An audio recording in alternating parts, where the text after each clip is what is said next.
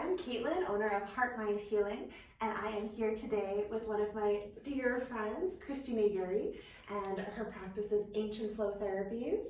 So, hello, Cristina.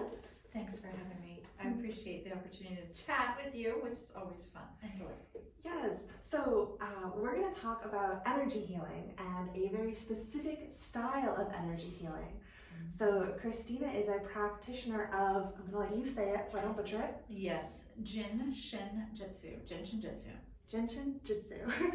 But I usually say that I'm an acupressure therapist. Simpler, easier to remember, and get a sense of what that actually means. Okay, so that's really helpful. You're right away giving some people a little more context for that. How did you find out about Jin Jyutsu?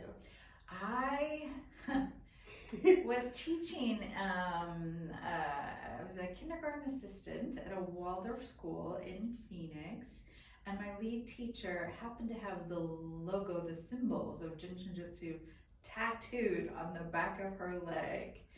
And wow.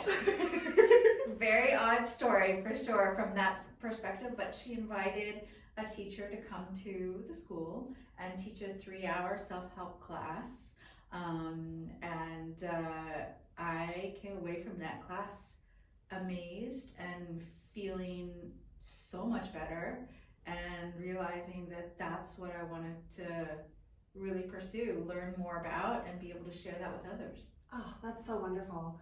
I know it's always interesting how different modalities come into our lives, because when I first met you, the Jin Shin Jyutsu stuck out in my brain because in Pennsylvania I had met a practitioner and I had been thinking, oh, this looks really cool, let me look into it. And then we moved down here and lo and behold, I find another practitioner, the only 2 people I have ever heard of. It is not common for sure. For North Central Florida, I am the only Jin Shin Jyutsu practitioner. Wow. There's only about a dozen of us in the state of Florida. It is rather uncommon here. Wow, that's really neat. So you mentioned your first exposure was with a self-care class. So this is something that people can do for themselves? Yeah, that was something I really loved about Jin Shin Jyutsu, that the lady who brought Jin Shin Jyutsu to the US and to the Western mind from Japan, her big focus was really on how to do this for ourselves, to be our own testimony, to really work within, and so that was much more a focus for her than training practitioners. I love that. I know, I think we've discussed that's one of my favorite elements of Reiki as well, is being able to learn the techniques for self-practice, because that's where the deepest healing can take place. Oh, for sure. I think Mary even said that 70% of the things that ail us can be handled by some simple things to do within Jin Shin Jyutsu. That's lovely. That's a huge number, actually. And when I think about it, it's like, well, we all have trials and tribulations, physical, emotional things, you know, all this, and yet so much of it with a little bit of time and awareness can help us bring us back to balance, so we can be more resourced and resilient and be able to get back to our lives in a more wholesome way. Oh, I love that. Absolutely love that. And it's important to find that balance between the self-practice as well as the deep healing that can take place being facilitated by somebody else. Yes, for sure. No, and that is what I tell my clients that come in to see me. Coming in to see me, it's a deeper practice. I'm doing much more detailed and longer, more specific kinds of work when I'm working with them, and them doing the self-care in between is what makes a huge difference in their trajectory of what they're wanting to achieve. Yes, they're helping to keep sort of at that level so that you can take them a little bit beyond versus dipping back to where they were at their first session. Yeah, a really great analogy is like if you have a house cleaner come to the house, but you have racked up all the dishes all week and not done any dishes, not loaded the dishwasher, none of that kind of stuff, and they only have an hour but the first thing is to clear the sink, then they're not going to be able to do the detailed work of cleaning the bathrooms, changing the sheets, vacuuming, any of those kinds of things. So definitely I can do more for my clients when they're doing the self-help, but then the other option is that they just need to come in more often. Right. So there's always choice, and you have ways of whatever navigates best for you. Definitely. And I mean, there are certainly seasons of life when doing the dishes is just an insurmountable task, and maybe that's what you need. Yeah. So it depends, and it ebbs and flows. My morning client, we were having this exact conversation where people sometimes think they should be able to do everything on their own. And no, we need these practices, we need tools, we need other people as part of our wellness care circle. Oh, for sure, for sure.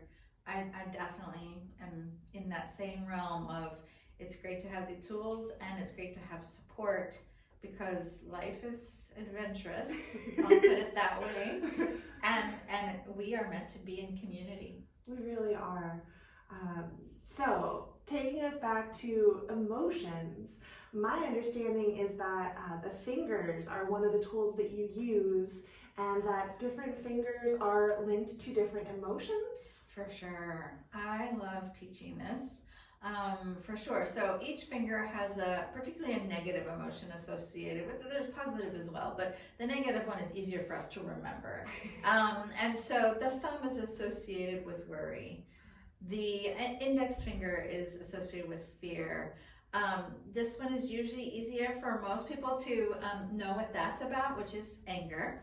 The ring finger is about sadness and grief, and the little finger is about that efforting, that trying to. An older word would be pretense, but always efforting kind of thing.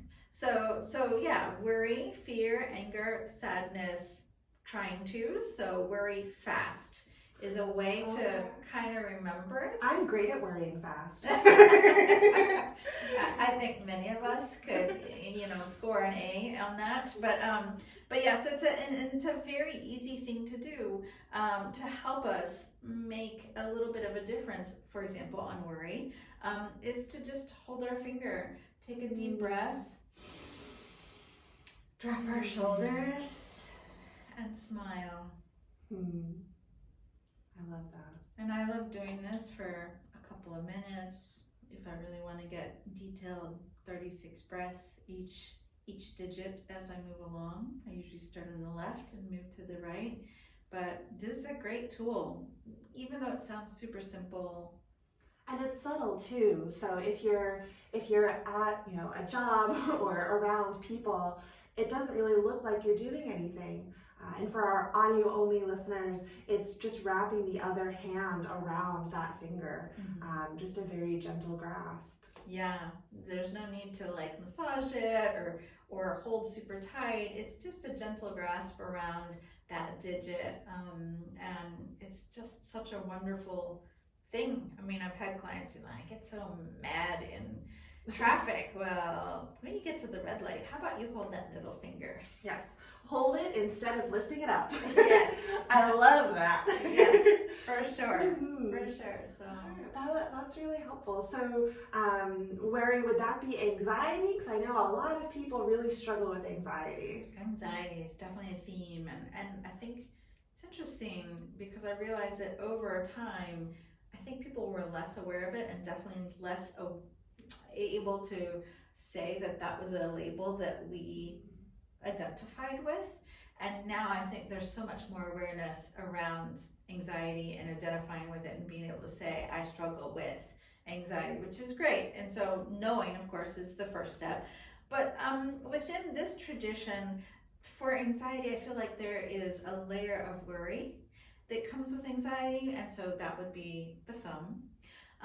There's also this layer underlying that of fear, and so that would be the index finger. So for anxiety, I would be very tempted to recommend to hold the thumb for 36 breaths and then hold the index finger for another 36 breaths and see how that helps to to center and ground you. I love that. And even, I mean, the benefits of taking 72 conscious breaths. I hope I did that math right. Just that, in addition, is going to be bringing more healing benefits. Oh, I love it. Yeah. So that's a great technique, a great process. A great process, yeah. Easy. You always have your fingers, even if you don't physically have your fingers. Energetically, they're still there. So if you happen to be an amputee, or doesn't matter, hold the space around where that thumb would be. Oh, that's an interesting take on like the phantom limb discussion. Oh, completely. Oh, I hadn't thought about that. Yeah. I love it. Uh-huh. Awesome. Well, Cristina, if people have questions, where can they go to get more information? Well, the easiest place to get a lot of information is to go to my website. It is ancientflow.com, ancientflow.com. But I'm also on a few of the socials, on Instagram and Facebook, as well as a little bit on LinkedIn, and YouTube. There are a few videos there as well. And you're Ancient Flow everywhere? I am pretty sure I'm Ancient Flow everywhere. Nice branding. If she's not, let her know. Well, if it's not Ancient Flow, it's Ancient Flow Therapy. But you can get to all my socials by coming to the website. Perfect. And Cristina is actually going to be teaching a workshop at Heart Mind Healing. So the first one's going to be in February of 2024. And depending on when you're listening to this, I'm sure this will be a regular offering. So you can find those on the Heart Mind GNV website. And if you have any questions for Cristina, again, I want to have Cristina here with me on the microphone fairly regularly. So you can go ahead and drop those questions in the comments wherever you're watching or listening to this. That sounds amazing. Yeah, wonderful. Well, thank you for spending some time with the two of us today. And I know I enjoyed chatting with you, Cristina. Thank you. Always. I love our conversations. It's such a nourishing experience for me. Oh, thank you. So, thanks. Yay.